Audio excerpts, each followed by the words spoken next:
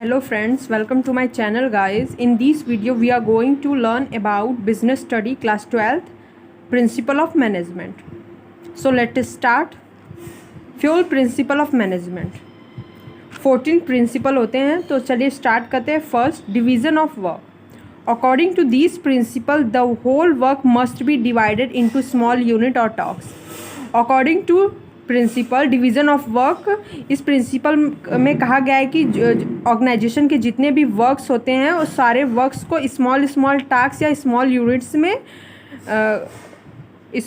में डिवाइड किया जाता है और उसको डिस्ट्रीब्यूट किया जाता है अपने एम्प्लॉय को, वर्कर को according to qualification, experience, skill के अकॉर्डिंग एम्प्लॉय को जॉब डिस्ट्रीब्यूट किया जाता है. तो यह डिवीज़न ऑफ वर्क का मतलब यही होता है. इस प्रिंसिपल में यही बताया गया है कि जो भी ऑर्गेनाइजेशन के या जो भी फर्म है या बिजनेस है उसके जो भी जितने भी वर्क्स होते हैं उनको छोटे छोटे स्मॉल टास्क में या यूनिट में डिवाइड किया जाता है. फिर उस यूनिट्स को टास्क को हर एम्प्लॉय में डिस्ट्रीब्यूट किया जाता है according to qualification, according to skill, experience के अकॉर्डिंग उनको जॉब डिस्ट्रीब्यूट किया जाता है. यही होता है division of work. Second, authority and responsibility. Authority means power to take decision. Authority means power to मतलब कि जिसके पास अथॉरिटी होता है उसके पास पावर होता है डिसीजन लेने का. और responsibility mean obligation to complete the job assigned on the time. और रिस्पॉन्सिबिलिटी मतलब होता है कि जो भी हमें रिस्पॉन्सिबिलिटी दिया गया है अपने ओनर के द्वारा या बॉस के द्वारा, हमको उसे टाइम पे कंप्लीट करना है. तो अथॉरिटी रिस्पॉन्सिबिलिटी होता है.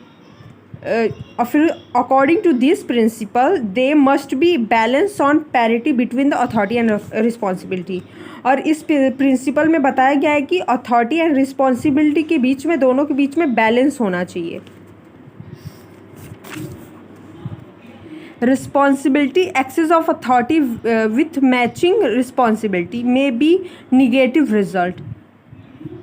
Access of authority without matching responsibility, अगर अथॉरिटी ज़्यादा हो गई और रिस्पॉन्सिबिलिटी कम हो गई और उन दोनों में कोई मैचिंग नहीं है तो ये निगेटिव रिजल्ट हो जाएगा. और अगर एक्सेस रिस्पॉन्सिबिलिटी, हमने किसी को ज़्यादा रिस्पॉन्सिबिलिटी दे दिया, किसी एम्प्लॉय को हमने बहुत ज़्यादा काम दे दिया और उसके पास कोई अथॉरिटी नहीं दिया कि वो कोई कोई डिसीज़न ले सके, तो ये निगेटिव रिजल्ट हो जाएगा. अथॉरिटी एंड रिस्पॉन्सिबिलिटी के बीच में दोनों बैलेंस होना चाहिए. अगर हम किसी एम्प्लॉय को या किसी मैनेजर को हम कोई काम देते हैं तो उनको हमें कुछ अथॉरिटी भी देना चाहिए कि जिससे अगर उनको किसी से काम करवाना है तो उनके पास पावर हो डिसीज़न लेने का. अगर ऑन द टाइम कुछ ज़रूरत हुई या कुछ, तो उनको पास अथॉरिटी होना चाहिए उतना कि वो कुछ डिसीज़न ले सके और काम कर सके. अगर वो बार बार टॉप लेवल मैनेजमेंट के पास जाएंगे डिसीज़न लेने के लिए तो फिर कैसे काम चलेगा. तो टॉप लेवल मैनेजमेंट के पास ही जाते रहेंगे. तो उनके पास कुछ अथॉरिटी होनी चाहिए कि अगर उन्हें ज़रूरत पड़े तो कुछ डिसीज़न ले के काम कर सके.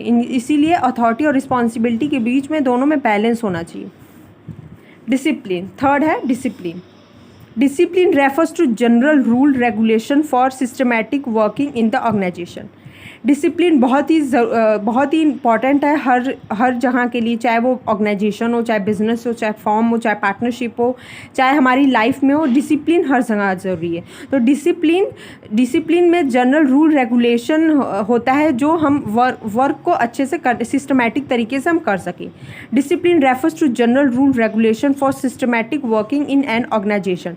Discipline does not mean only rule and regulation. Discipline मतलब यही नहीं होता कि सिर्फ रूल एंड रेगुलेशन होता है डिसिप्लिन में, but it also mean developing commitment in the employ toward organization. Discipline ये नहीं होता कि हम किसी पे मतलब ज़बरदस्ती उस पर एम्प्लॉयज़ को ज़बरदस्ती कह रहे हैं कि आप डिसिप्लिन फॉलो करिए और डिसिप्लिन से काम करिए, सिस्टमैटिक तरीके से काम करिए. डिसिप्लिन मतलब ये भी हो सकता है कि एम्प्लॉय खुद डिसिप्लिन होकर अपने वर्क, जो भी उसको काम दिया गया है, जो भी उसकी रिस्पॉन्सिबिलिटी है, उसको इफ़ेक्टिव एंड इफ़िशिएंट तरीके से करे. ऑर्गेनाइजेशन के प्रति एम्प्लॉय का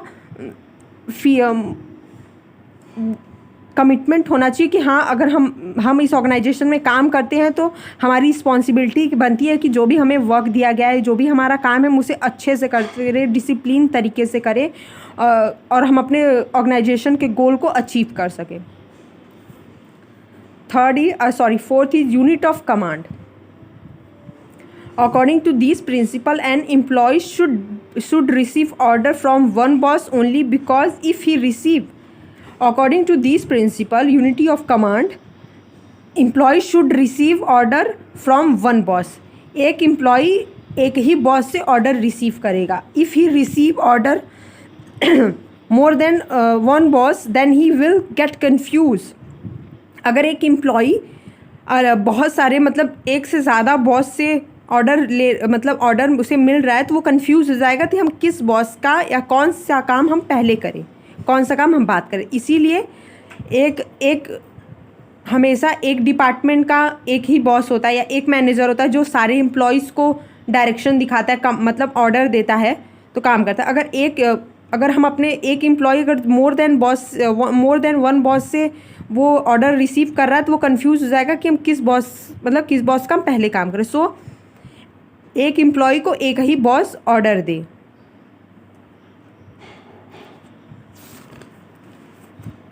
यूनिटी ऑफ डायरेक्शन.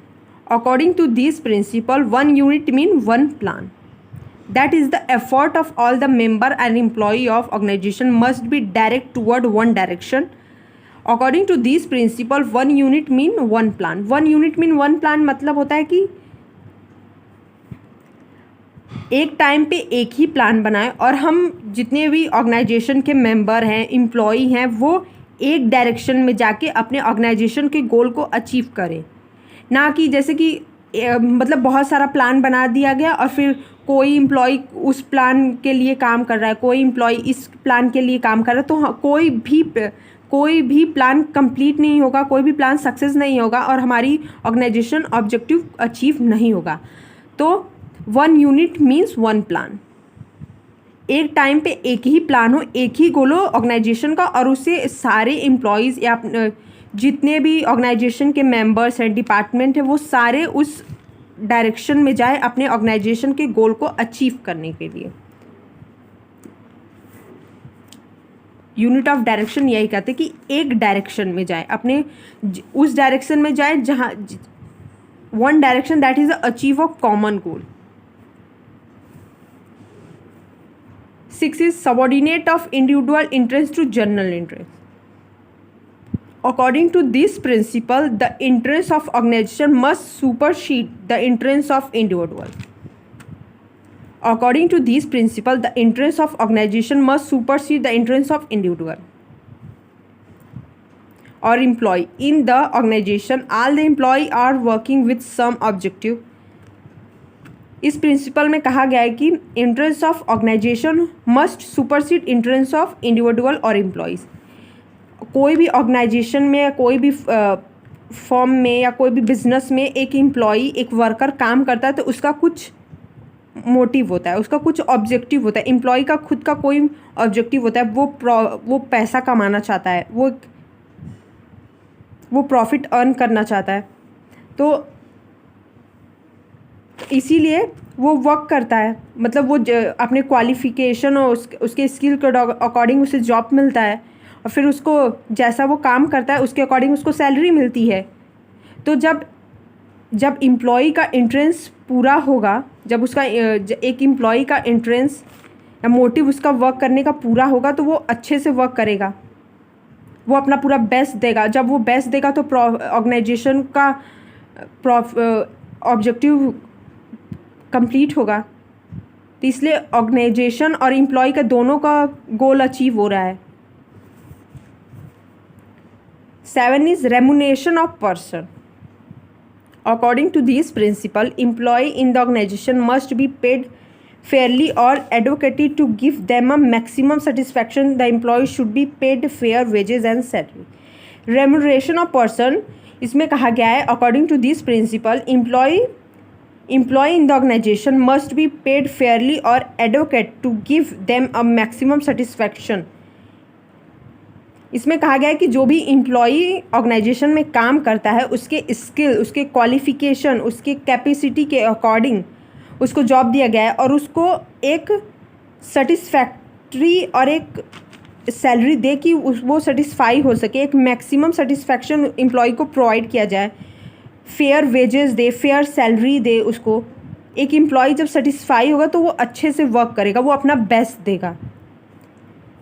तो एम्प्लॉय को हमेशा उसके स्किल, उसके क्वालिफिकेशन के अकॉर्डिंग और उसको fair wages, fair salary provide करें।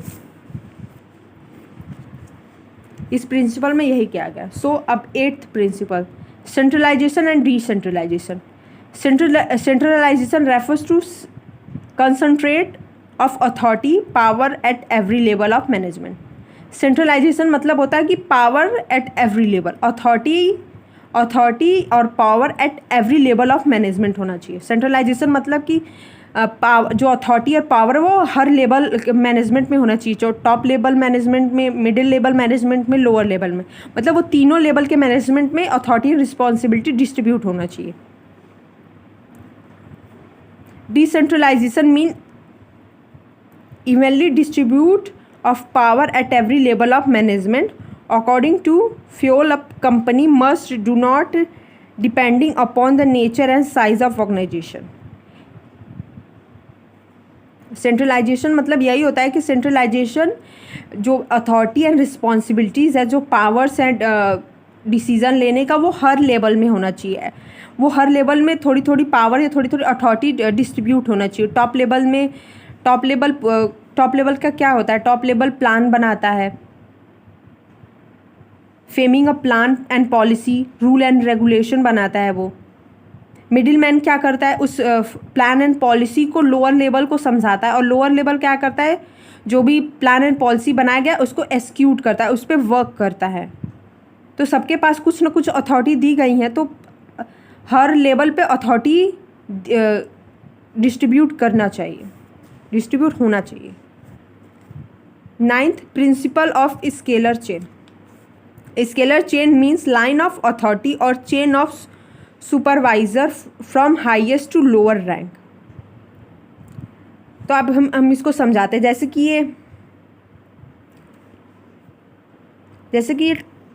ये हो गया, ये टॉप लेवल हो गया, ये मिडिल लेवल हो गया, ये टॉप लेवल हो गया, ये मिडिल लेवल हो गया, ये लोअर लेवल हो गया। तो जब कोई भी प्लान बनता है तो टॉप लेवल बनाता है। तो टॉप लेवल जब प्लान बनाता है तो ऊपर से प्लान, यहाँ प्लान बनाया गया तो टॉप लेवल जो भी बोर्ड ऑफ डायरेक्टर्स हैं, चीफ, ये मिडिल लेवल मैनेजर्स को अपने प्लान एंड पॉलिसीज़ को बताएंगे। फिर मिडिल लेवल जो मैनेजर्स हैं वो सबॉर्डिनेट या सुपरवाइज़र को अपने प्लान एंड पॉलिसी को बताएंगे। सुपरवाइज़र लोअर लेवल को समझाते हैं, अपने वर्कर्स को समझाते हैं। तो कोई भी प्लान या कोई भी जो भी ऊपर से अथॉरिटी आई, जो भी ऊपर से प्लान एंड पॉलिसी आया, जो भी रूल एंड रेगुलेशन आए, वो लाइन से आया, इस लाइन ऑफ स्केलर चेन ऊपर से आया। और कोई भी नीचे से, जैसे कि कोई भी या सुपरवाइज़र को कोई भी टॉप लेवल तक कोई बात पहचाना है तो वो डायरेक्ट टॉप लेवल तक नहीं जाएगा, वो लाइन से जाएगा, लाइन से जाएगा। जैसे कि अगर कोई भी उससे बात करना तो पहले मैनेजर्स को कहेगा, मिडिल मैन से कहेगा, फिर मिडिल मैन जाके टॉप लेवल से कहेगा, लोअर लेवल जाके टॉप लेवल से नहीं कहेगा। तो इसे ही कहते हैं scalar chain, line of authority, highest to lower and lowest to higher जाएगा। ये नहीं कि टॉप लेवल डायरेक्ट आके लोअर लेवल से बात नहीं करेगा और लोअर लेवल डायरेक्ट जाके टॉप लेवल से बात नहीं करेगा। जो भी लाइन है, लाइन ऑफ अथॉरिटी बनाई गई, जो भी स्केलर चेन बनाया गया, उसके अकॉर्डिंग ही काम होगा। तो आप समझ गए। जैसे कि A B C, यहाँ पे एक फिगर्स बनाया गया है जिसकी A है, तो A B C D E F, फिर यहाँ पे ऐसे करके सब है। आप समझ गए होंगे कि स्केलर चेन क्या होता है। सो ये पढ़ाने से पहले हम आपसे रिक्वेस्ट करेंगे कि प्लीज़ आप हमारे वीडियो को लाइक एंड सब्सक्राइब कर दीजिएगा और अपने फ्रेंड्स में शेयर कर दीजिएगा जो आपके साथ पढ़ते हों। 10th principal of order. This principal, order does not mean command but it refers to orderly arrange। इस प्रिंसिपल में ऑर्डर मतलब कमांड नहीं होता कि हमने किसी को ऑर्डर दे दिया तो वो काम कर दे, but it refers to orderly arrange of man and material, that is the organisation. Organisation में ऑर्डर्स मतलब होता है कि प्रिंसिपल ऑफ ऑर्डर्स का यही मतलब है कि जो भी मैन एंड मटेरियल्स है एट एवरी लेवल, वो मतलब मैन एंड मटेरियल इस तरीके से अरेंज हो कि अगर जैसे कि हमें सेल्स डिपार्टमेंट में कुछ बात करना है, या सेल डिपार्टमेंट के मैनेजर से हमें बात करना है, तो हमें पता हो कि सेल डिपार्टमेंट मैनेजर्स का कहाँ ऑफिस है, किस फ्लोर पे है या कहाँ ऑफिस है, वो कहाँ मिलेंगे, उनका एक प्रॉपर ऑफिस हो, प्रॉपर एक अरेंजमेंट हो कि वो मैनेजर, वो इंसान वहीं मिलेगा, तो हम उससे डायरेक्ट वहाँ, या कोई भी जैसे कि कोई मशीन्स या टूल से रिलेटेड हो गया, हमें कोई टूल्स चाहिए, तो एक प्रॉपर रूम हो टूल्स का कि वहाँ वो टूल्स हमेशा रहता हो अरेंज को, तो हमें वो टूल्स चाहिए तो हम उस रूम से जाके ले सकते हैं। एक पूरा मतलब ऑर्डर हो, ऑब्जेक्ट, मैन एंड मटेरियल, एक पूरा मतलब एट एवरी लेवल, जैसे कि फिक्स प्लेस हो, मतलब उसका एक फिक्स प्लेस हो, मैन एंड मटेरियल का एक फिक्स प्लेस हो, एक अरेंजमेंट ऑर्डरली अरेंज किया गया हो, वो फिक्स प्लेस किया गया कि every material and thing use in the organization and fix place पे वो जो, और हमें जो भी अगर किसी मैनेजर से मिलना है या उनसे बात करना है तो उनके ऑफिस में जाके हम उनसे डायरेक्टली मिल सके, या कोई हमें टूल्स की ज़रूरत है या हम कोई मशीन्स की ज़रूरत है तो हमें पता हो कि वो टूल कहाँ है और वो मशीन कहाँ है, तो हम उससे जाके वहाँ, तो मैन एंड मटेरियल को एक ऑर्डरली, एक अरेंज, एक प्रॉपर तरीके से अरेंज किया गया हो एक फिक्स प्लेस पे, इसे कहते हैं principle of order. Principle of equity. Equity refers to kind, fair and just treatment to employee will put their maximum effort only when they are treated with kindness and justice. Principle of equity means equity refers to kind, fair and justice treatment to employees के बीच में एक fair and justice treatment किया जाए, चाहे वो mail हो, चाहे female हो, चाहे किसी भी कास्ट का हो या किसी भी रिलीजियस का हो, उसके साथ फेयर ट्रीटमेंट होना चाहिए। Employ will put their maximum effort, एक एम्प्लॉय अपना मैक्सिमम एफर्ट या बेस्ट परफॉर्मेंस तभी देगा जब उसके साथ fair and justice and kindness तरीके से ट्रीट किया जाएगा। If a manager is based indeed with employee then employee will get dissatisfied। अगर मैनेजर एम्प्लॉय से अच्छे से उसको ट्रीट नहीं करता है, या मतलब रिलीजियस के बेस पे या जेंडर के बेस पे उसे अच्छे से ट्रीट नहीं कर सकता है, तो एम्प्लॉय डिससेटिस्फाई हो जाएगा, फिर वो अपना बेस्ट नहीं देगा, तो इससे किसे नुकसान होगा, कंपनी को लॉस होगा। सो प्रिंसिपल इक्विटी यही कहता है कि हमें एम्प्लॉयज़ को फेयर एंड जस्टिस ट्रीट करना चाहिए, ट्रीटमेंट देना चाहिए। 11th पढ़ते हैं। Stability of tenure of personnel. If refers to no frequent termination and transfer. According to this principle the manager must provide the feeling of job security among the employ, because with the feeling of insecurity. इस principle में यही क्या है कि एक employ को job securities होनी चाहिए, कि मतलब एक एम्प्लॉय को पता हो कि मेरी ये जॉब सिक्योर, मतलब जो मेरी जॉब है ये हम इस जॉब से हमें निकाले कभी नहीं कि मतलब ऐसे निकाल देंगे। जॉब का सिक्योरिटीज़ हो कि हाँ ये जॉब लग गई तो लग गई, ये नहीं कि मतलब एम्प्लॉय को लग रहा है कि भाई मेरी जॉब कभी भी जा सकती है, तो वो कभी भी सेटिस्फाई नहीं होगा, कभी भी अच्छे तरीके से प्रॉपर तरीके से काम नहीं करेगा, वो दूसरे जॉब खोजने के चक्कर में पड़ा रहेगा।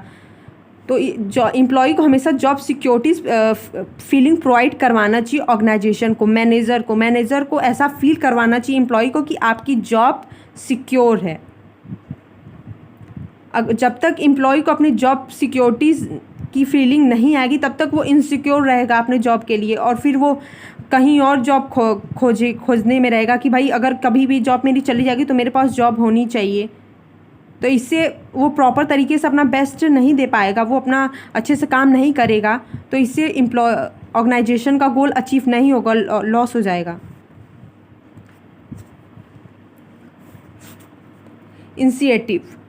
Initiative refers to taking the first step with self-motivation. Initiative refers to taking the first step with self-motivation. Fuel suggests that employee in the organization must be given an opportunity to take some initiative in making and executing a plan. Fayol principle ने initiative जो principle बनाया है, इसमें कहा गया है कि initiative refers to taking the first step with self motivation. Employ को मोटिवेट करें, मैनेजर्स जो हैं वो अपने एम्प्लॉय को मोटिवेट करें। कोई भी एम्प्लॉय कोई प्लान या कोई प्लान बता रहा है कि सर ऐसे ऐसे प्लान है, अब इसे, तो ये नहीं कि भाई हम मैनेजर है तो तुम एम्प्लॉय हो के मुझे कैसे प्लान बता सकते हो, मेरा रिस्पॉन्सिबिलिटी है, मैं प्लान बनाऊंगा, तुम कैसे मुझे प्लान बता सकते हो, तुम्हारा जो काम है मैं प्लान बनाऊंगा, उसके अकॉर्डिंग तुम्हारा काम करना है। तो मतलब ये कोई बात नहीं हुआ। अगर कोई एम्प्लॉय अगर आपको कोई सजेस्ट कर रहा है, कोई प्लान बता रहा है, तो आप उसके एक बार प्लान को सुनिए, फिर उसे समझिए। अगर वो सही है तो ठीक है, फॉलो करिए, नहीं सही है तो नहीं फॉलो करिए। लेकिन अगर आप किसी एम्प्लॉय का प्लान, अगर कोई एम्प्लॉय आ रहा है आपके पास अपनी प्लान को बताने, तो आप उसको समझिए। कोई आइडिया सजेस्ट कर रहा है तो आप उसका वेलकम करिए कि हाँ ठीक है, तुम मुझे बताओ क्या प्लान है, अगर ये सही होगा तो हम इस पे ज़रूर काम करेंगे। तो इससे एम्प्लॉय मोटिवेट होता है कि हाँ भाई, इससे एम्प्लॉय मोटिवेट होता है और अच्छे से अच्छा प्लान बनाने की कोशिश करेगा, अच्छे से अच्छा आइडिया लाएगा, इनिशिएटिव आइडिया लाने की कोशिश करेगा कि हाँ भाई, अगर हम एक अच्छा प्लान बताएंगे, अच्छी आइडिया बताएंगे तो हमारे मैनेजर्स या हमारे बॉस खुश होंगे इससे। तो इससे मोटिवेट होते हैं एम्प्लॉय। तो जब एम्प्लॉय मोटिवेट होंगे तो अच्छा बेस्ट परफॉर्मेंस देंगे, तो इससे ऑर्गेनाइजेशन को फ़ायदा होगा। तो हमेशा मैनेजर्स को, हमेशा बॉस को अपने एम्प्लॉय को manager must welcome the suggest an idea of employ before framing the plan and policy.